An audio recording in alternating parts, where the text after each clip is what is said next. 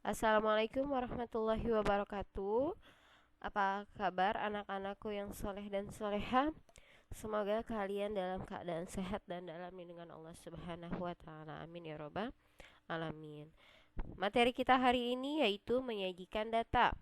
Saat kalian mendengarkan video dari ibu, juga boleh kalian sambil membuka buku paket kalian halaman 123. Oke, baik, dengarkan dengan baik dan perhatikan seluruh contoh-contoh yang ada pada video berikut. Terima kasih.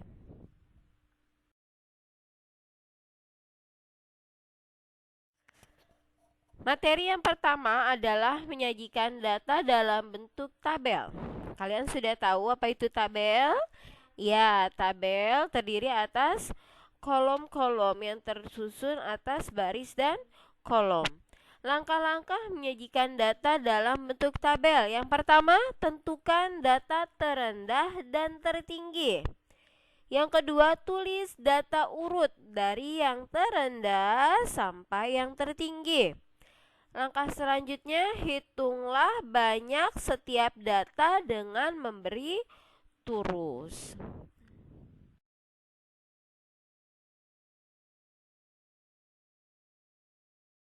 Berikut adalah contoh soal yang diperintahkan kalian untuk menyajikan data dalam bentuk tabel. Contoh, berikut data berat badan dalam kilogram siswa kelas 5. Di situ ada sebanyak 30 data.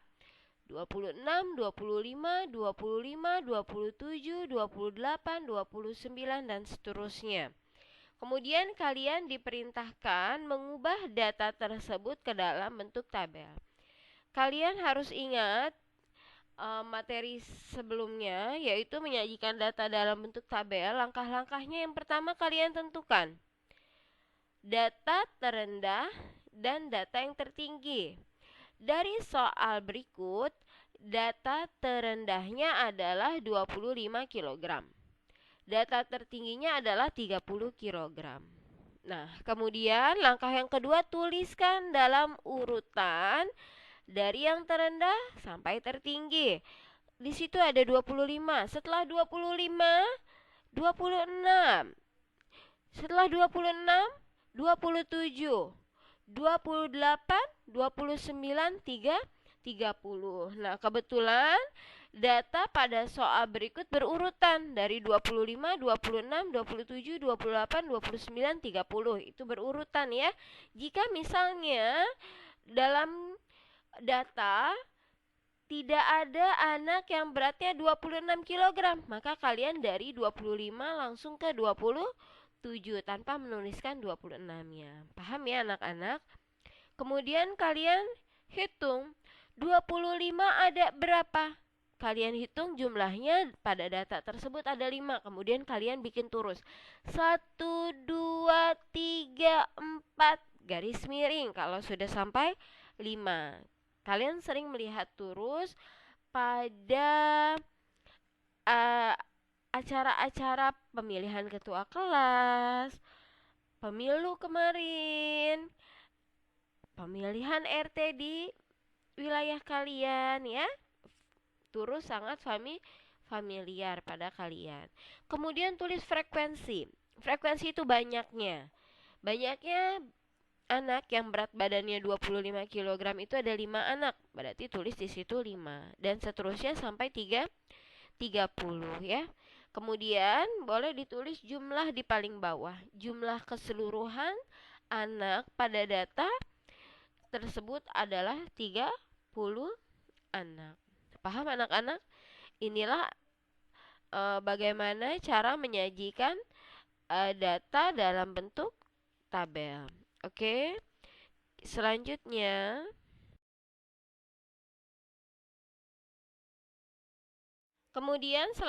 menyajikan data dalam bentuk diagram gambar. Seperti yang sudah kita pelajari, nama lain diagram gambar adalah, oke, betul, piktogram. Ingat kembali bahwa dalam diagram gambar, satu gambar dapat mewakili satu atau beberapa data. Perhatikan langkah-langkah membuat diagram gambar. Yang pertama, tentukan gambar yang akan kamu buat. Selanjutnya, tentukan banyak data yang ingin diwakili oleh satu gambar. Yang ketiga, ubahlah bilangan yang menyatakan banyak data menjadi gambar. Nah, bagaimana sih contoh soalnya? Mari simak dengan baik ya.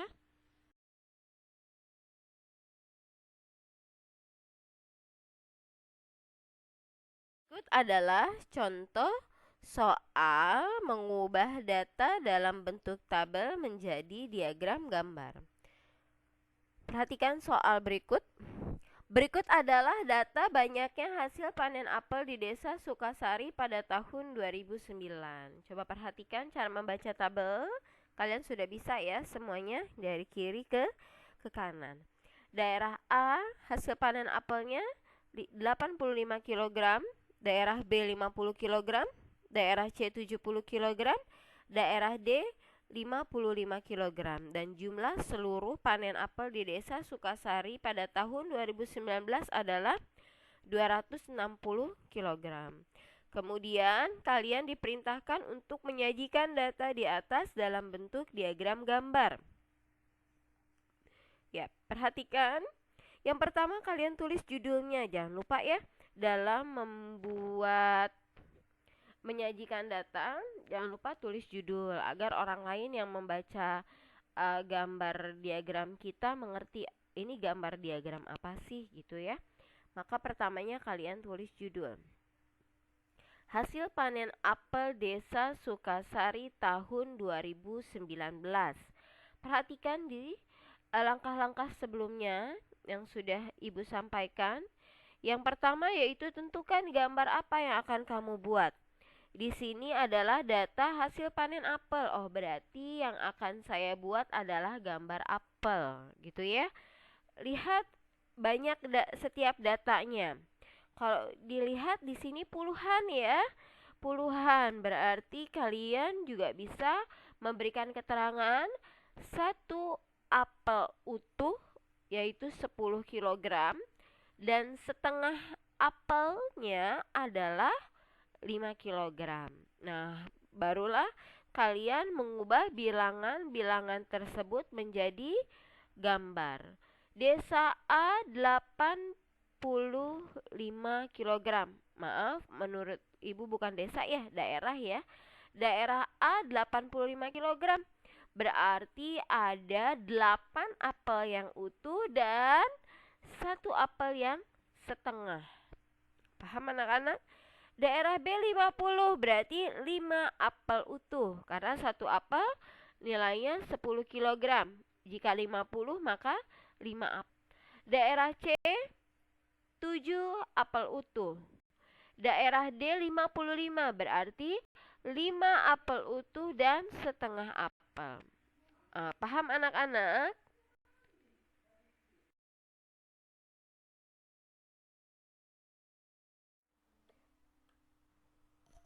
Kemudian selanjutnya menyajikan data dalam bentuk diagram batang. Perhatikan dengan baik langkah-langkah membuat diagram batang berdasarkan tabel. Yang pertama, kalian buat sumbu tegak dan mendatar. Langkah selanjutnya, tulis keterangan pada tabel pertama di sumbu mendatar dan banyaknya atau frekuensi di sumbu tegak.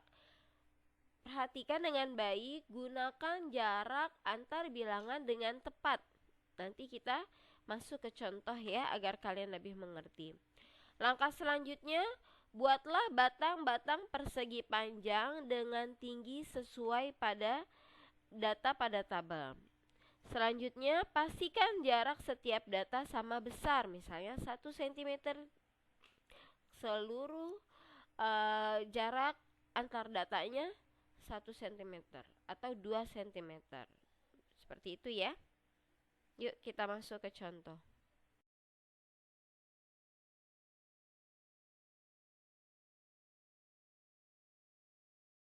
Perhatikan contoh soal berikut. Berikut adalah soal mengubah data dalam bentuk tabel menjadi diagram batang. Perhatikan data jumlah pengunjung objek wisata dalam 1 pekan. Kalian perhatikan tabelnya. Kemudian kalian diperintahkan menyajikan data di atas dalam bentuk diagram batang. Jangan lupa langkah pertamanya adalah menulis judul. Data jumlah pengunjung objek wisata dalam 1 pekan. Kemudian kalian buat sumbu tegak dan sumbu mendatar. Sumbu mendatar kalian isi keterangan hari pada tabel yang pertama. Ahad, Senin, Selasa, Rabu, Kamis, Jumat, Sabtu. Nah, kemudian Ahad pengunjungnya 950. Nah, jangan kalian taruh 950, 600, 450, itu salah ya anak-anak. Kalian perhatikan dulu banyak pengunjungnya. Kalau kita perhatikan angkanya dalam ratusan, maka kalian jarak antar datanya itu 100. Jarak antar bilangannya lengkap 100, bisa seperti itu. Kalian mau lengkap 50 juga boleh seperti itu ya. Kalau lengkap 100 semuanya lengkap 100, 100, 200, 300, 400 sampai 1000. Jika mau lengkapnya 50 berarti awalnya 50, 100, 150 sampai 1000. Nah, kemudian kalian perhatikan tabel. Hari Ahad 950 pengunjung, maka persegi panjangnya naik sampai di tengah-tengah antara 900 dan 1000. Senin 600 berarti pas di 600. Selasa 450, maka hari Selasa persegi panjangnya di antara 400 dan 500. Hari Rabu di antara 700 dan 800. Hari Kamis di antara 600 dan 700. Hari Jumat di antara 200 dan 300. Serta hari Sabtu pas di 900. Gitu ya. Itu cara mengubah data dalam bentuk tabel menjadi diagram batang. Mengerti anak-anak? Oke, selanjutnya ya.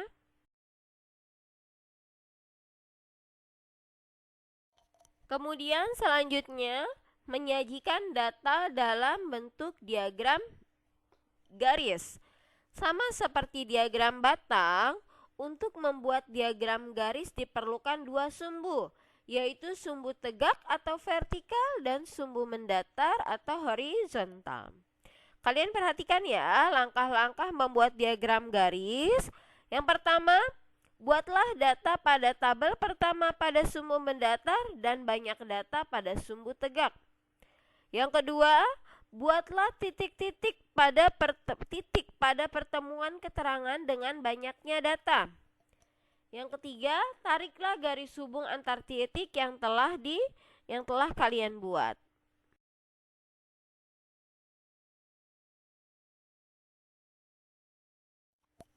Baik, perhatikan contoh mengubah data dalam bentuk tabel menjadi diagram garis. Berikut adalah data pengunjung Pantai Tampora selama 1 minggu. Kalian perhatikan tabelnya dengan baik, hari dengan jumlah pengunjung. Kemudian kalian diperintahkan sajikan data di atas dalam bentuk diagram garis. Langkah pertama, jangan lupa buat judul. Data pengunjung Pantai Tampora. Kemudian buat sumbu tegak dan sumbu mendatar. Sumbu mendatar diisi keterangan hari dan sumbu tegaknya diisi keterangan jumlah pengunjung. Kemudian kita perhatikan jumlah pengunjungnya. Di situ ada 15, 10, 25, 25, 30, 35. Nah, kemudian kalian dapat menggunakan jarak antar bilangannya lengkap 5. 5, 10, 15, 20. Atau boleh juga 10, 20 gitu ya. Ya, harus berjarak yang sama antara satu angka dengan angka yang lain. Kemudian perhatikan Senin. Senin 15, maka kalian naik titiknya sampai di angka 15. Kemudian kalian tandai dengan titik di pertemuan antara data di sumbu mendatar dan sumbu tegak. Selasa 10, titikin lagi. Rabu 25, titikin lagi. Kamis 20, titikin lagi. Jumat 5, titik lagi. Sabtu 30, beri titik lagi. Minggu 35, beri titik lagi. Kemudian langkah selanjutnya, antara titik-titik tersebut kalian hubungkan, tarik garis hubung antar titik yang pastinya berurutan ya, dari Senin ke Selasa, ke Rabu, Kamis, Jumat, Sabtu, Minggu. Nah, di hari Minggu jangan diturunkan sampai 0 karena kalian belum tahu data selanjutnya. Stop sampai di Minggu garisnya. Paham anak-anak? Baiklah.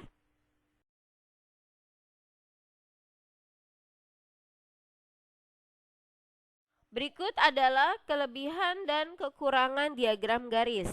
Berikut adalah kelebihannya.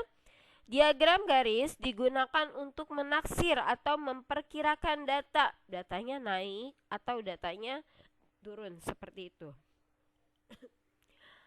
Kemudian ada diagram dengan garis tunggal atau majemuk atau lebih dari satu garis. Jadi dalam satu diagram bisa terdiri dari lebih dari satu garis. Selanjutnya kelebihannya adalah diagram garis majemuk biasanya digunakan untuk membandingkan dua keadaan. Kekurangannya adalah hanya untuk data berkala.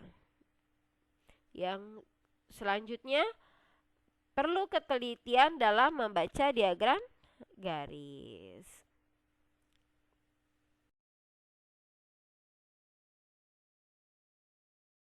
Baik anak-anakku, cukup materi pada hari ini, yaitu menyajikan data dalam bentuk tabel, diagram gambar, diagram batang, dan diagram garis. Ibu harap kalian dapat memahaminya dengan baik. Dan jika ada pertanyaan, kalian boleh langsung tanyakan atau melalui komentar. Ya, Ibu ucapkan terima kasih dan selalu semangat belajar di rumah. Jangan lupa selalu jaga kebersihan, makan makanan yang sehat.